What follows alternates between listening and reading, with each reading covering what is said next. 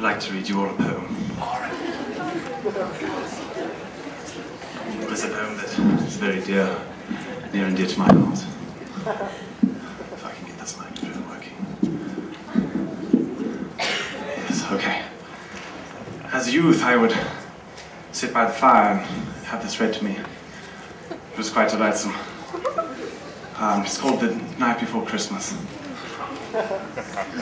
It was the nocturnal segment of the diurnal period preceding the annual Yuletide celebration, and throughout our place of residence, kinetic activity was not in evidence among the possessors of this potential, including that species of domestic rodent known as mus musculus.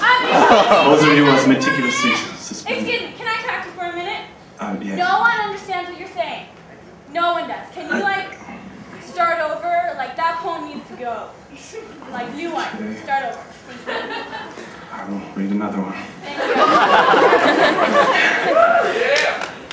you. This one is called Chanukah. It was the night before Chanukah. Boy, chicks and needles. Not a song was we heard, not even the dreidel.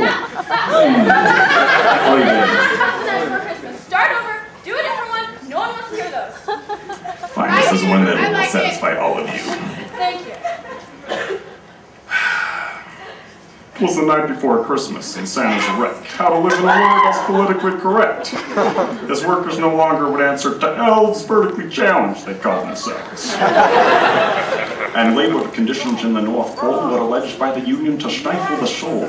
Poor reindeer had vanished without much propriety, released to the wilds of the Humane Society. And equal employment had made it quite clear that Santa had better not use just reindeer. So Dancer and Donner, Comet and Cupid were replaced with 4 pigs, and you know that looks stupid.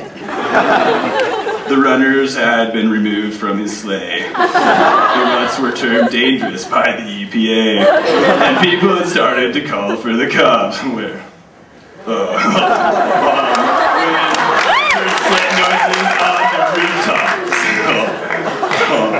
Secondhand smoke from his pipe had his workers quite frightened. His far-trimmed red suit was called unenlightened.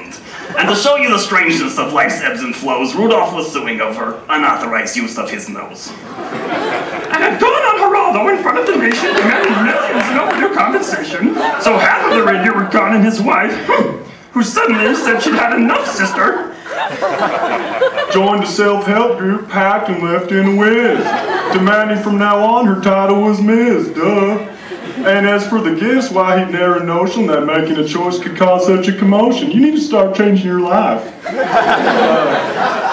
Nothing of leather, nothing of fur, which meant nothing for him and nothing for her. Nothing that might be construed to pollute, nothing to aim and nothing to shoot. Nothing that clattered or made lots of noise. Nothing for just girls, or nothing for just boys. Nothing that claimed to be gender-specific.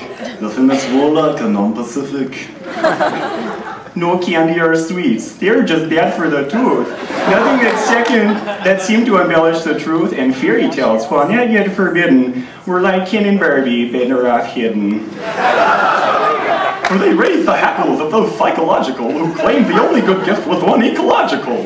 No baseball, no football, someone could get hurt. Besides, playing sports exposed kids to dirt. Dolls were said to be sexist and should be passed out. And Nintendo would rot your entire brain away. So Santa just stood there, disheveled and perplexed. He just could not figure out what to do next.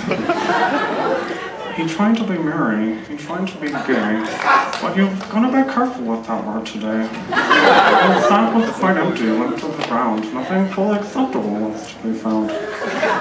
Something special was needed. Give to all without angering the left or right. A gift that was satisfied with your indecision. Each group of people, every religion.